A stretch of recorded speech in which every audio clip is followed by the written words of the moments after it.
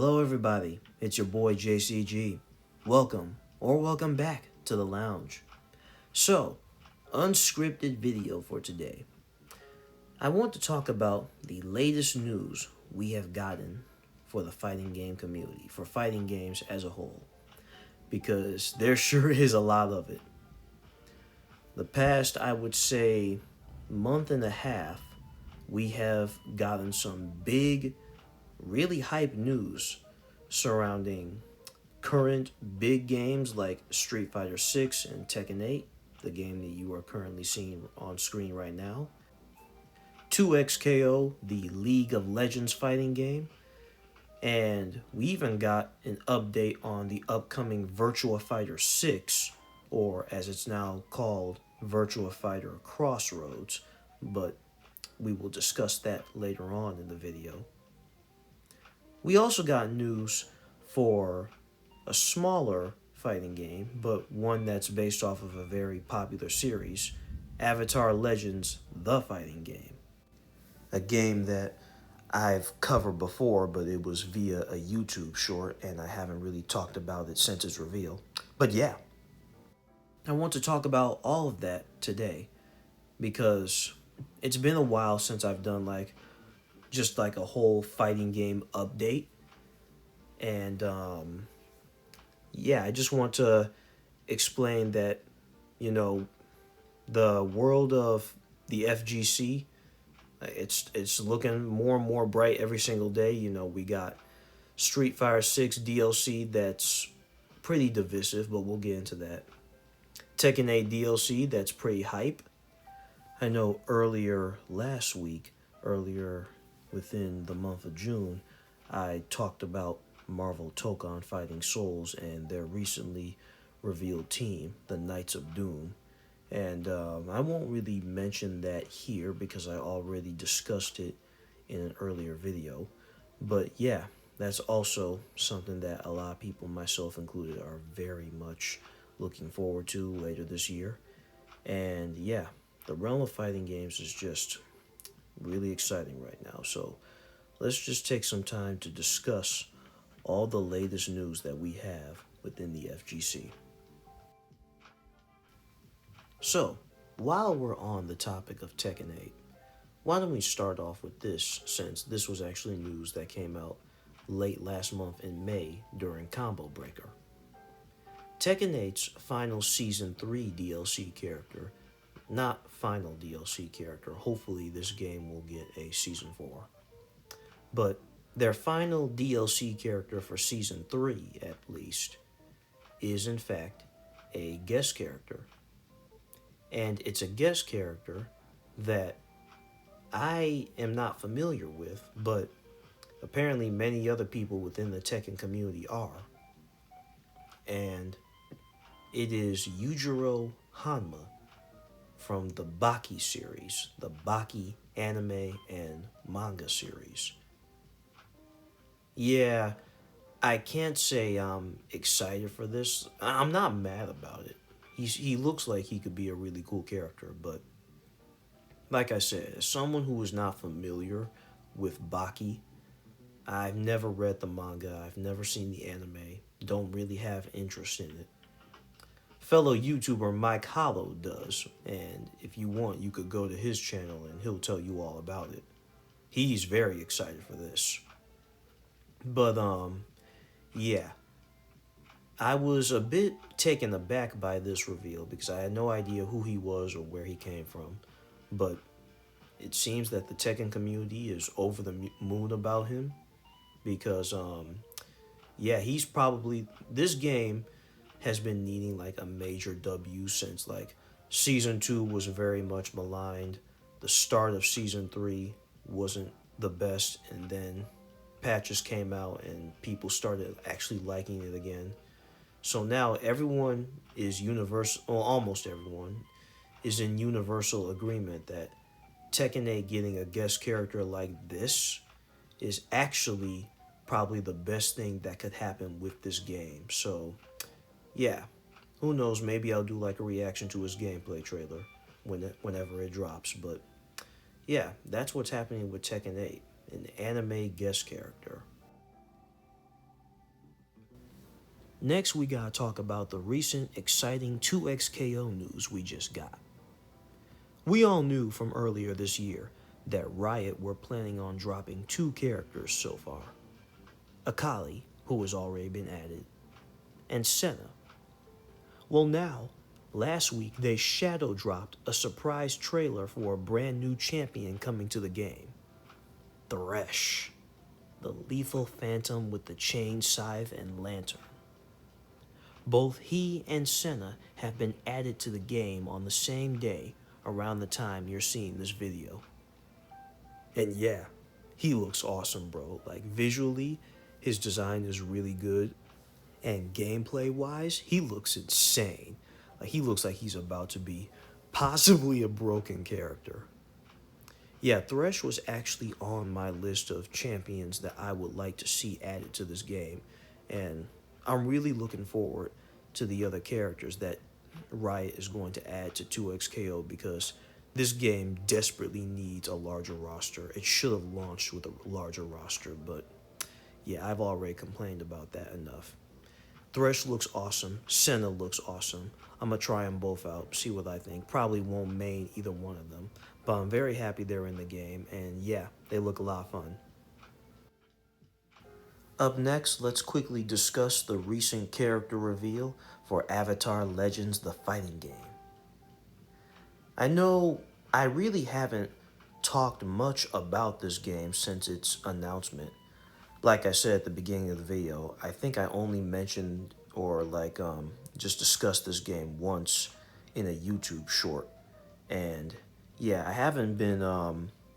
I've been keeping up with it, obviously, with like the updates and the other character reveals that they've been showing, but yeah, I haven't really discussed much about it since it was first revealed, but I'm very happy that this game exists. I'm very happy that Avatar The Last Airbender is actually going to get a really cool and fun console game for once. I feel like this franchise is cursed, was always cursed with like bad just licensed games that Nickelodeon and the people that they hired to make those games just pumped out for a quick buck. But yeah, as a fan of Avatar The Last Airbender, this is very exciting for me. And Avatar Kyoshi looks insane. She looks like she's going to be overpowered. She's so tall. And yeah, this to me has potential to be one of the best fighting games both this year and probably of this decade. So yeah, I can't wait. After months of no new information and a recent gameplay leak, we finally have a closer look at the gameplay as well as story mode for the new Virtua Fighter Crossroads. I think it's safe to say that this is easily the most ambitious game the franchise is creating. Probably one of the most ambitious fighting games of this generation. They are crafting both a traditional fighter and a cinematic adventure game all in one.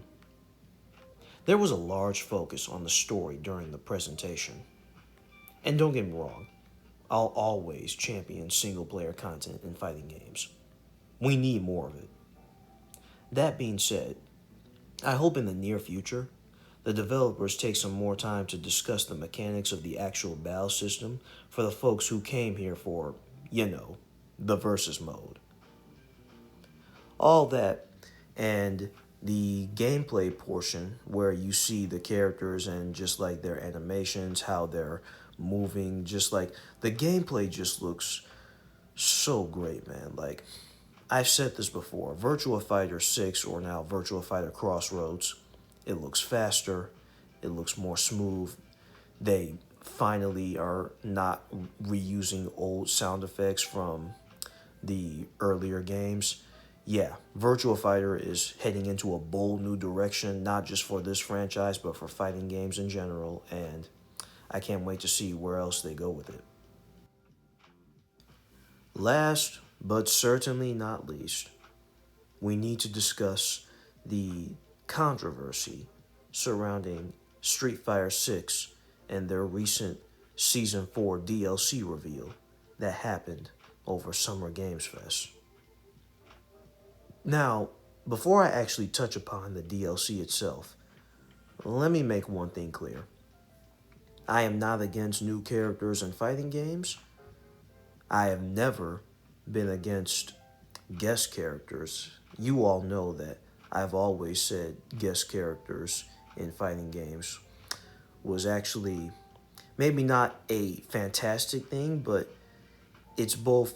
Sometimes it can definitely help a game and a franchise. Other times it can be a little bit jarring and maybe poorly timed. But I've never been one to say guest characters in fighting games are always a bad idea. With all that said, I think it's safe to say that Capcom made a bold choice with this lineup of characters because instead of getting returning fan favorites, instead of getting characters that, I've been begging for Dudley. He originated in Street Fighter 3. I've been begging to see him return, and Sean, another Street Fighter 3 character. I already got to see Viper, so I'm happy that she's back. But I'm still waiting on Dudley and Sean. But instead of getting those characters, instead of getting Makoto or any other like cool fan favorites like Yang or Yun or like Vega or Balrog, we instead have 3 new wholly original characters and a guest character with Tifa Lockhart from Final Fantasy VII. And if you know anything about Tifa, you know that she's been requested to be a guest, not really just with Street Fighter, in any fighting game for the longest time. Fans have been begging a fighting game developer to make Tifa a guest in one of their games. And she's finally in one. She's here in Street Fighter 6. It's actually happening, and fans like me still can't believe it. So you might be asking, why are fans upset or disappointed? Why are we divided? Why am I underwhelmed by this? Can I be real with you guys? There's only one character in this entire lineup that people actually give a damn about. And it's the character that, like I already said, has been requested for a fighting game for years and has a brand new game with FF7 Revelations coming out next year. Tifa alone is the highlight of this season. Most players will probably only buy her. The other 3 characters?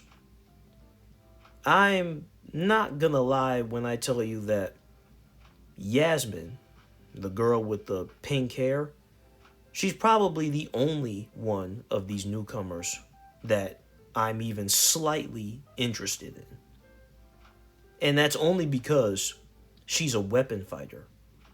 If you see in the trailer and in the promotional art for Year 4, she's wielding her own, like, handmade karambit knife.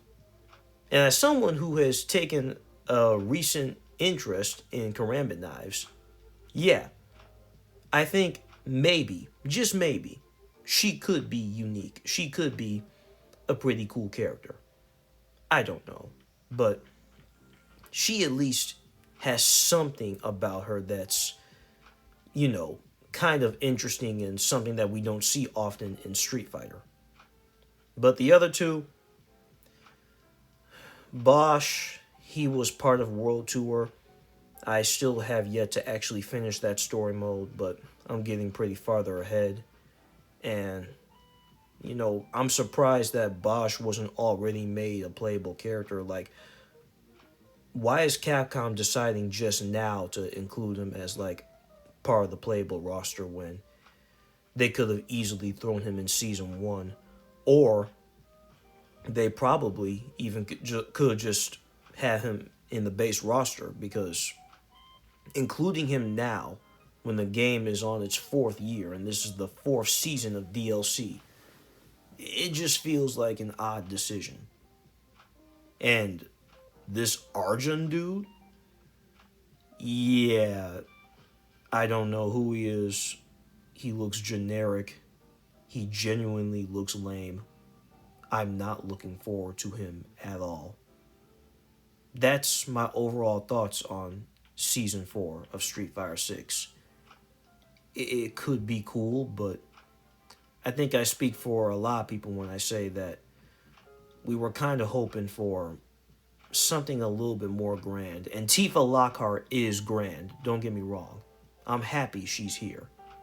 But I'm not sure if one guest character is going to be enough to satisfy a lot of people, especially when there's still plenty of other characters from the Street Fighter world that are missing.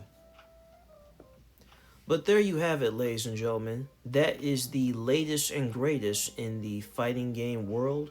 That's all the FGC news that I got for you today.